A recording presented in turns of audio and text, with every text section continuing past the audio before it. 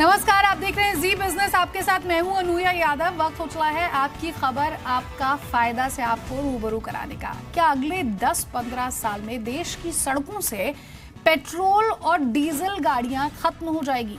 क्या हर तरफ सिर्फ और सिर्फ इलेक्ट्रिक व्हीकल्स नजर आएंगे? ये सुनकर आपको हैरानी हो सकती है, लेकिन सुनिए परिवहन मंत्री नितिन गडकरी को, जो ऐसा दावा कर रहे हैं।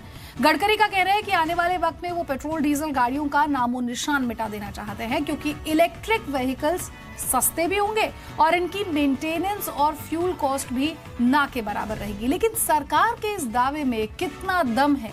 क्या ऐसा वाकई हो सकता है कि देश से पेट्रोल और डीजल की गाड़ियां खत्म हो जाए? आज हम इसी पर चर्चा करेंगे, लेकिन सबसे पहले आप ये हमारी रिपोर्ट देखिए।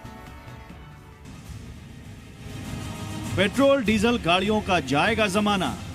मैंने एक तो बड़े बड़े 2-3 कंपनी को कहा कि I want to destroy this petrol and diesel automobile industry. E vehicles का होगा बोलबाला। जी हां, दावा तो यही है। जरा कल्पना कीजिए कैसा होगा वो दौर जब सड़कों से पेट्रोल और डीजल की गाड़ियां हट जाएंगी। कैसा होगा वो वक्त जब सड़क पर भागती दौड़ती इन गाड़ियों की जगह सिर्फ ई गाड़ियां नजर आएंगी। बेशक ये बात सपने जैसी लगती, लेकिन परिवहन मंत्री इस सपने को हकीकत में बदलने का दम भर रहे हैं। मैं ये कह रहा हूं कि हमारे ट्रांसपोर्ट में 100% electric, 100% bio ethanol, 100% bio CNG, हमारा जो गैस है बायो सीएनजी, 100% मिथेनॉल और 100% इलेक्ट्रिक। अब ये सपना कितना प्रैक्टिकल है, इस पर सवाल उठाए जा सकते हैं, लेकिन सरकार चाहती है कि देश से पेट्रोल और डीजल की गाड़ियों को हटाकर इलेक्ट्रिक व्हीकल चलाए जाएं, जिससे न केवल फ्यूल का खर्चा कम होगा बल्कि प्रदूषण भी कम होगा। इसके लिए ट्रांसपोर्ट सिस्टम में बड़े बदलाव लाने की तैयारी हो रही है। सरकार ने 2030 तक सड़कों पर केवल इलेक्ट्रिक कार दौड़ाने का लक्ष्य रखा है। अगले 3 सालों के भीतर सरकार बड़े स्तर पर इलेक्ट्रिक व्हीकल्स लाने की तैयारी में है। सरकार इसके लिए चार्जिंग स्टेशन और बैटरी बदलने के लिए प्रोग्राम भी शुरू करेगी। इस तैयारी के पीछे मुख्य उद्देश्य है ईंधन आयात बिल में कमी लाना और रनिंग व्हीकल्स की लागत को कम करना। रिपोर्ट्स के मुताबिक 2030 के बाद पेट्रोल और डीजल की मांग घट जाएगी, जिसकी वजह इलेक्ट्रिक कारें होंगी। रिपोर्ट्स के मुताबिक दुनिया में अभी केवल 1% ही इलेक्ट्रिक कारें हैं, लेकिन ये आंकड़ा 2025 तक 20% और साल 2030 तक 30% तक पहुंच सकता है।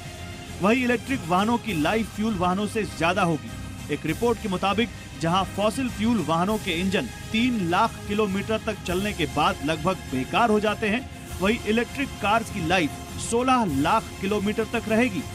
1 लीटर डीजल 60 रुपए का है और वो एवरेज आपको 8 रुपए के बिजली में मिलेगा। बेशक सरकार इस बड़े बदलाव की तैयारी कर रही है, लेकिन क्या वाकई देश इसके लिए तैयार है? हम ये इसलिए कह रहे हैं क्योंकि ट्रांसपोर्ट सेक्टर में इतने बड़े बदलाव के लिए सरकार ने आखिरकार क्या तैयारी की है? क्या लोगों को माइग्रेट करना इतना आसान होगा? पेट्रोल डीजल गाड़ियों के इंडस्ट्री का क्या होगा? इलेक्ट्रिक गाड़ियों के लिए चार्जिंग स्टेशन कब तक बनेंगे? क्या देश में इतनी गाड़ियां चलाने के लिए पर्याप्त बिजली है? ई व्हीकल बनाने वाली कंपनियों को बढ़ावा कब दिया जाएगा? मिशन 2030 के तहत सरकार सड़कों पर ग्रीन फ्यूल आधारित गाड़ियों को दौड़ाना चाहती है। लक्ष्य बड़ा है और चुनौतीपूर्ण है। राह में रोडें भी कई हैं, मसलन इंफ्रास्ट्रक्चर तैयार नहीं है, तो वहीं ऑटो सेक्टर भी उतनी तेजी से कदमताल नहीं कर रहा है। लेकिन सरकार को उम्मीद है कि अगर इरादा नेक हो तो लंबे वक्त में कामयाबी जरूर मिलेगी। कैमरामैन इलियास के साथ समीर दीक्षित, दिल्ली, जी मीडिया। तो राह बना रही है सरकार यहाँ पर डीजल और पेट्रोल की गाड़ियां हटाकर ई व्हीकल्स लाने के बारे में बात कर रही है। चुनौतियां जाहिर तौर पर बहुत सारी होने वाली है, इस पर चर्चा करेंगे। तमाम खास मेहमान हमारे साथ हैं, लेकिन सबसे पहले आपको ये समझाना बहुत जरूरी हो जाता है कि आखिर ई व्हीकल्स के फायदे क्या क्या है। देखिए, चार्ज करिए आप इसे, बिजली से चार्ज कीजिए, फ्यूल का कॉस्ट आपके पास नहीं आएगा, पेट्रोल डीजल भराने के लिए पेट्रोल पंप नहीं जाना पड़ेगा, बिजली से ये चार्ज होगी, गैस की जरूरत भी आपको यहाँ पर नहीं पड़ेगी। बस गाड़ी चार्ज कीजिए और फटाक से निकल जाइए। एक्सीडेंट होने पर बैटरी से इलेक्ट्रिक सप्लाई जो है वो ऑटोमेटिकली यहाँ पर कट हो जाएगी, जो कोई एक फायदे की बात है, जिससे एक बहुत बड़ा एक्सीडेंट होते होते भी बच सकता है। टेक्नोलॉजी और रियायतों के चलते गाड़ी की कीमत जो है वो बेहद कम होगी।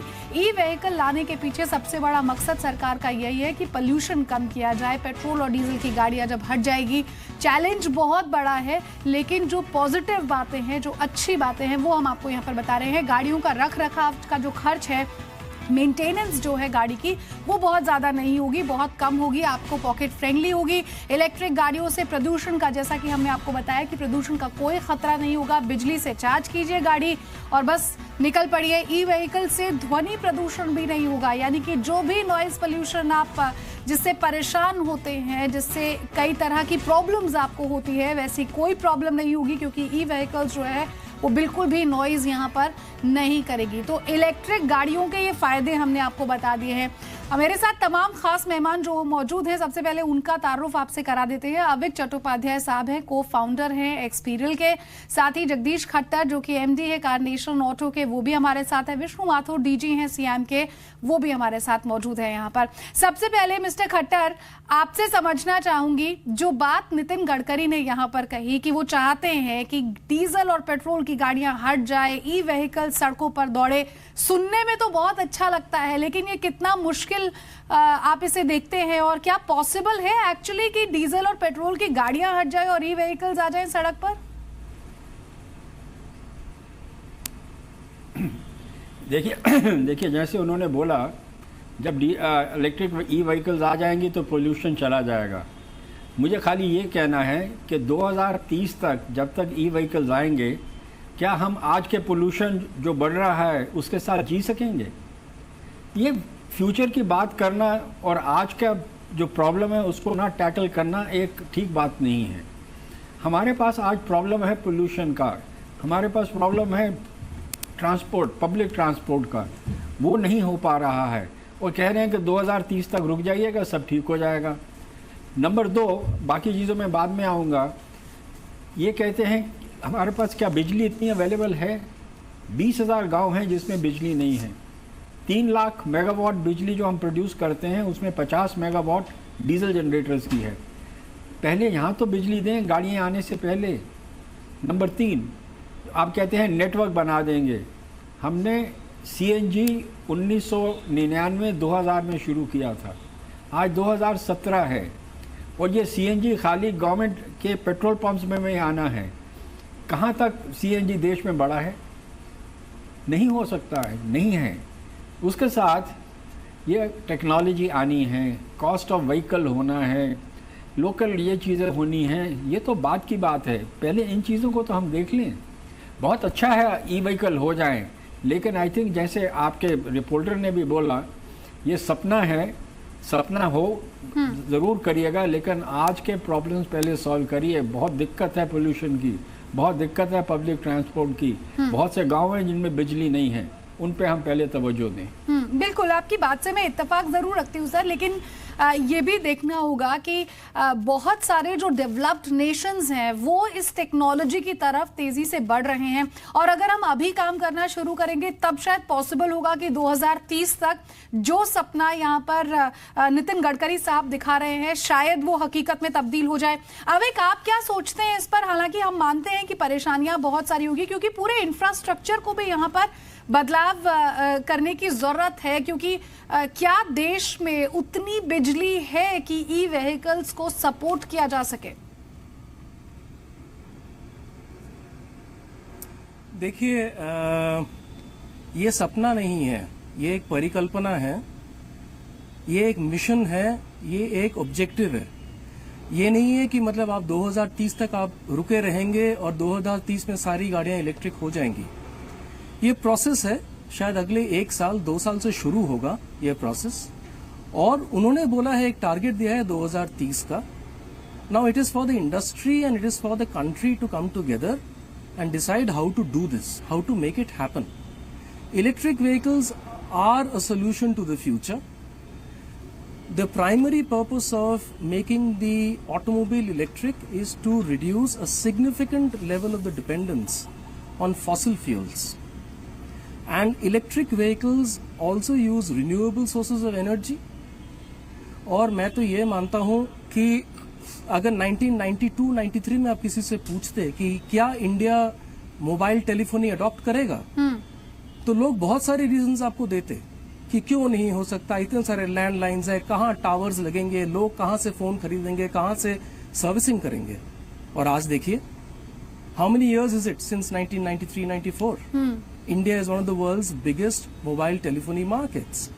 Similarly, I am of the strong opinion that only a country like India can actually take this challenge and go ahead and go for the electric journey.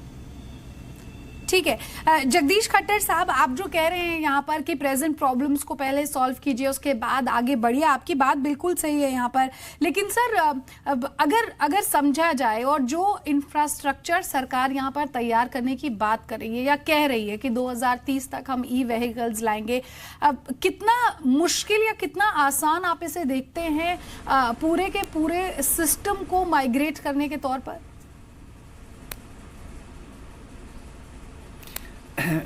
देखिए, ड्रीम अच्छी होनी चाहिए, ऑब्जेक्टिव बहुत अच्छा है। मुझे एक देखिए, फ्यूचर, अगर आप फ्यूचर के प्रोग्राम के बारे में जब आप सोचते हैं तो हमको ये देखना चाहिए कि हमारा पास्ट कैपेबिलिटी और एक्सपीरियंस क्या रहा है। सीएनजी भी एक पोल्यूशन कम वाले है, वो एकदम इम्पोर्ट हो सकती है। अगर हम बिजली की गाड़ियाँ चलाएंगे 100% तो रिन्यूएबल एनर्जी नहीं आएगी, हमें फिर भी पावर स्टेशन चलाने पड़ेंगे, उसमें कोयला इस्तेमाल होगा, तो पोल्यूशन वहाँ होगा, सड़क पे नहीं होगा। तो ये लोग हम भूल जाते हैं।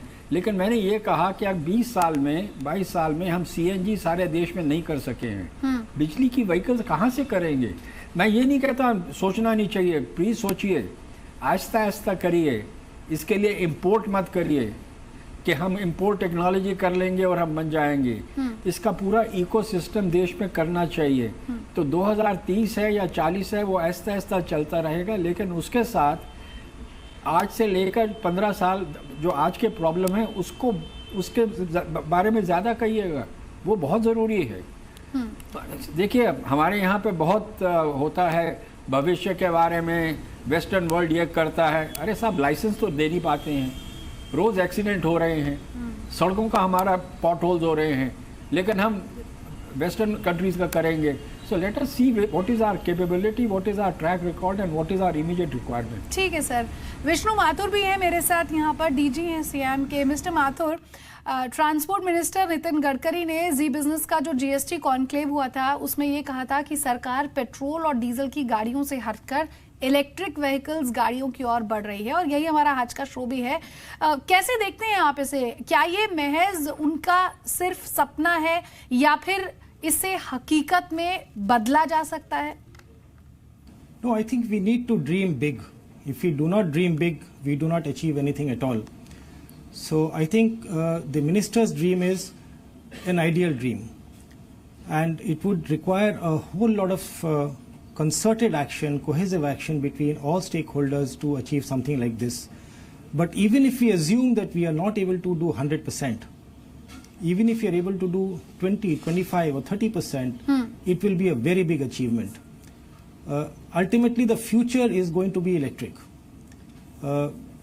Fossil fuel based vehicle systems will remain for a long time. I'm not saying they're going to disappear suddenly, but they will be on the decline as we go along and we look at more and more at alternative technologies. So it may not be petrol and diesel, but it may be other fuels. It may be biofuel, it may be ethanol, it may be methanol, it may be hydrogen. But yes, fossil fuel usage over a period of time will constantly decline, and at some point of time, I don't know whether 2015, 2030, 2050, but definitely fossil fuel use will go down as we go along. ठीक है mister Mathur, लेकिन क्या ये संभव है कि 2030 तक public transport को पूरी तरह से इलेक्ट्रिक कर दिया जाए? How much of possibility do you see in this, sir? Look, basically this is a vision that has been set up by the government, and I think unless we don't have ambitious targets and ambitious vision, we will not be able to make much headway. So we fully support a highly ambitious target of the government of 2030, moving to all vehicles being electric, and especially the public transport vehicles. ठीक है, आप बड़े सपनों की बात कर रहे हैं, आप ये कह रहे हैं कि विजन होना चाहिए, लेकिन मिस्टर खट्टर यहाँ पर शायद इत्तेफाक नहीं रखते हैं और मुस्कुरा भी रहे हैं। लेकिन सर, फ्यूल गाड़ियों की इंडस्ट्री का क्या होगा, कैसे देखते हैं आप? चलिए मान लीजिए एक बात के लिए कि 2030 तक जो सरकार कह रही है कि हम ट्रांसपोर्ट जो व्हीकल्स हैं उन्हें ई व्हीकल्स कर देंगे, अगर ऐसा होता है, पूरा इंफ्रास्ट्रक्चर तैयार करना पड़ेगा। हम 2017 में बैठे हैं, मोटा मोटा 13 साल बचे हैं। ऐसे में क्या पॉसिबल है इतना बड़ा स्ट्रक्चर क्रिएट करना? और दूसरी चीज, जो ये पेट्रोल और डीजल की गाड़ियां होंगी, फिर इनके साथ क्या होगा?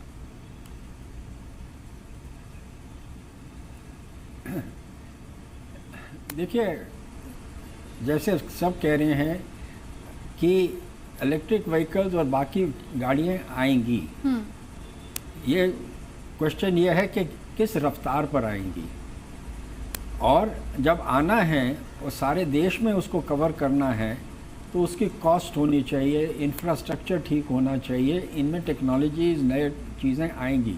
तो ये मैं नहीं कह रहा हूँ कि नहीं आएंगी, मैं तो ये कह रहा हूँ कि आनी है, आहिस्ता आहिस्ता आएंगी। और जैसे माथुर साहब ने बोला, और भी तो बहुत से हमने हाल ही में देखा है कि जापान में उन्होंने एक पानी के ऊपर भी एक पब्लिक ट्रांसपोर्ट चलाई है। तो ये सब टेक्नोलॉजीज आ रही हैं। मुझे खाली डर ये लगता है कि एक सरकार में कभी कभी ये होता है, एक फिक्सेशन हो जाए, बाकी चीज़ें भूल जाती हैं। वो नहीं करना है। और जहाँ तक हमारा देश इतना बड़ा है, रूरल एरिया इतने, हमारे अभी तक तो रूरल रोड्स नहीं बने हैं।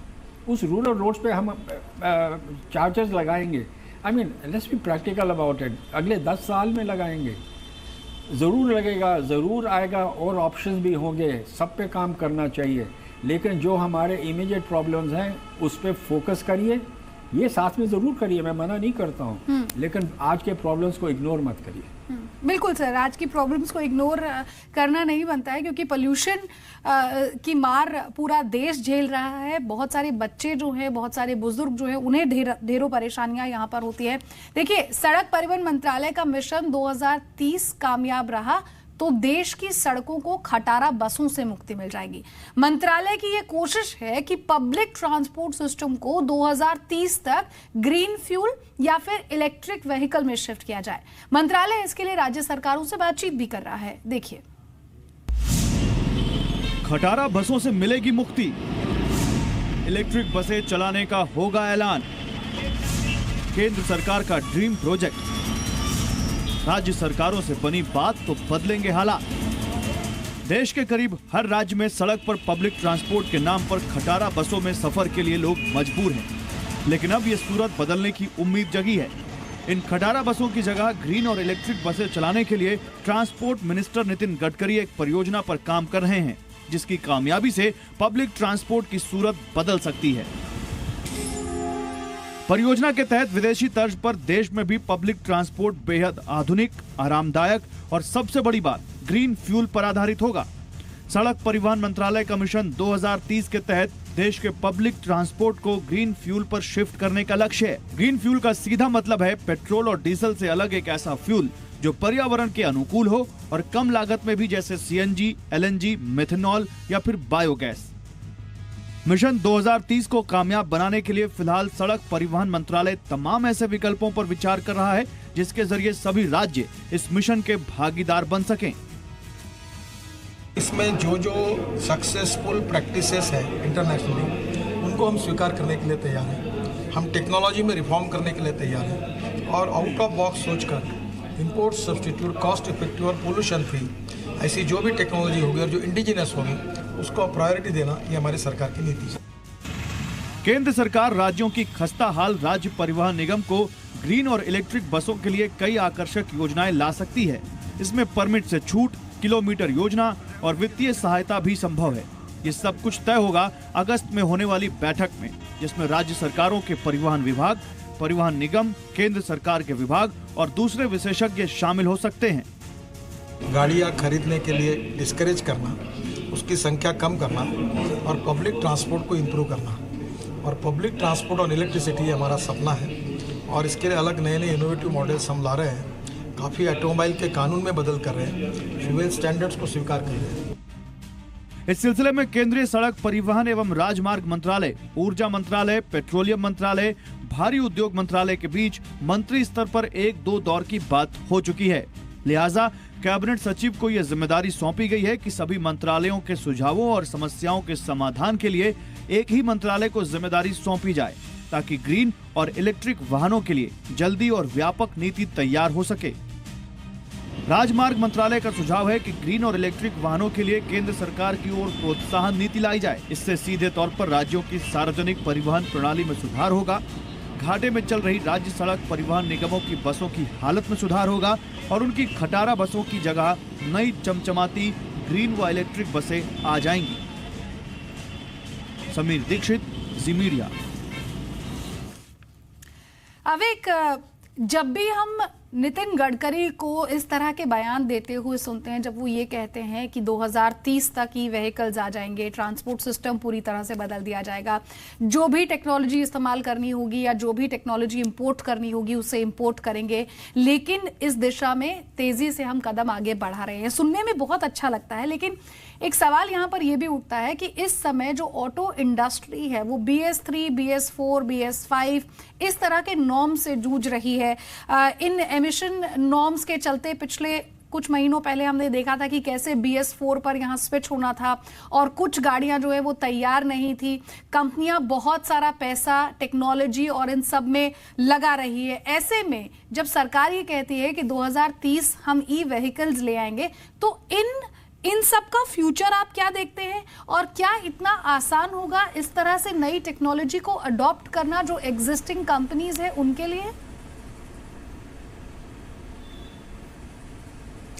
देखिए, अगर आप एक टारगेट नहीं सेट करेंगे और इस केस में the target is the date, is the year, you will not be able to work backwards and plan accordingly.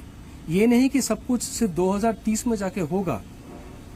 2018, 2019, 2020 steps will be taken and it will be a gradual process that will happen. Is the auto industry ready to adopt this technology? Personally, I don't think so. लेकिन एक झटका चाहिए।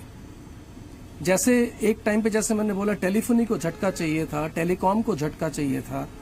Okay, similarly, if you see all other large consumer industries को बीच में they have gone through disruption. So this will be the next disruption of the automobile industry, where the typically large companies will have to adopt a new technology, adopt new ways of making vehicles. और मैं ये मानता हूँ कि शायद आप देखेंगे there will be new companies which will come, new smaller innovative companies will come and redefine the game completely in the Indian landscape. अब एक देखिए, ई व्हीकल्स को वेलकम सब करेंगे, लेकिन जो आम कंज्यूमर है वो ये सोचेगा कि आप पहले मेरे लिए जो चार्जिंग पॉइंट्स है वो बनाइए, आप मेरे लिए ऐसी सस्ती गाड़ियां अगर लेकर आ रहे हैं तो फिर से क्या वही प्रॉब्लम हो जाएगी कि सड़कों पर गाड़ियां दौड़ेगी, और क्योंकि गाड़ियां सस्ती होगी, मेंटेनेंस कम होगा, तो ज्यादा से ज्यादा लोग ज्यादा गाड़ियां खरीदेंगे, यानी कि फिर वही ट्रैफिक की प्रॉब्लम। ये सब प्रॉब्लम्स भी है शायद जो बहुत बड़ा चैलेंज होने वाली है यहाँ पर सरकार के लिए। विष्णु माथुर साहब, सरकार ने इलेक्ट्रिक गाड़ियों को GST स्लैब में या लोअर लेवल पर रखा है, क्या इसका मतलब ये निकाला जाए कि सरकार इलेक्ट्रिक गाड़ियों को बढ़ावा देना चाहती है और इसीलिए इसे 12% की कैटेगरी में रखा है?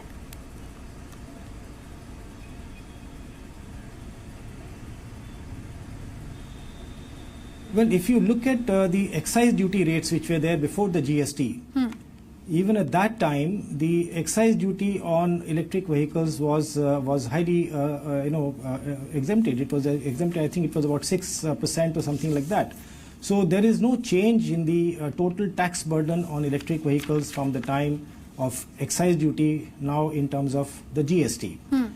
In some states, of course, where there was a very low rate of local state VAT, would probably go up a little. But otherwise, the basic excise duty structure is complementary with the GST that has been formed for electric vehicles. But yes, there has been a change in the GST rates on hybrid vehicles. That has certainly gone up to the highest levels, which is something that we were not expecting. And I think the government should take a review about the hybrid vehicles. But yes. ठीक है sir. Mr. Khattar, your closing comments, please. अभी हमारे दोस्त ने 2 बार example दिया है mobile का। Mister Sunil Mittal से जब मिलिए तो कहते हैं भैया हमारी बिजनेस में फ्यूल जो है वो हवा है। इन mobile it's the air that they sell. Then you have a network which takes it. We are talking here about बिजली as a fuel. I mean कितना अंतर है दोनों। कभी कभी हम लोग ऐसे एग्जाम्पल दे देते हैं बड़े वो करने की। तो मेरा कहना यह है हमें ज़रूर जाना है इस तरफ। अभी और भी ऑप्शंस आएंगे, उसको भी देखिए, आहिस्ता आहिस्ता आगे बढ़िए। लेकिन इस वक्त जो हमारे सामने प्रॉब्लम है वो है उसको सॉल्व करिए। पर नंबर 2 ये भी मैं कह दूं सारा pollution automobile gives only 20-25% of the total pollution. हम इसमें लगे हुए हैं, लेकिन बाकी जो 60-70% है उसमें कुछ नहीं कर रहे हैं। सो मुझे खाली ये कहना we get confused at times, या क्योंकि हम सॉल्व नहीं कर सकते हैं हम नए रास्ते दिखाते हैं। ठीक है मिस्टर खट्टर, बहुत बहुत शुक्रिया आपका हमारे साथ जुड़ने के लिए। Avik, thank you so much. Mister Mathur, आपका भी बहुत बहुत शुक्रिया। तुम्हारी इस खास पेशकश में बस इतना ही, दीजिए इजाजत। और अंत में सवाल जो नितिन गडकरी साहब यहाँ पर कह रहे हैं कि ई व्हीकल्स ले आएंगे 2030 तक, ट्रांसपोर्ट सिस्टम पूरी तरह से बदल जाएगा। बस आखिर में फायदा कंज्यूमर का होना चाहिए और उसी दिशा में सरकार को काम करना भी चाहिए। इस खास पेशकश में इतना ही, दीजिए इजाजत। नमस्कार।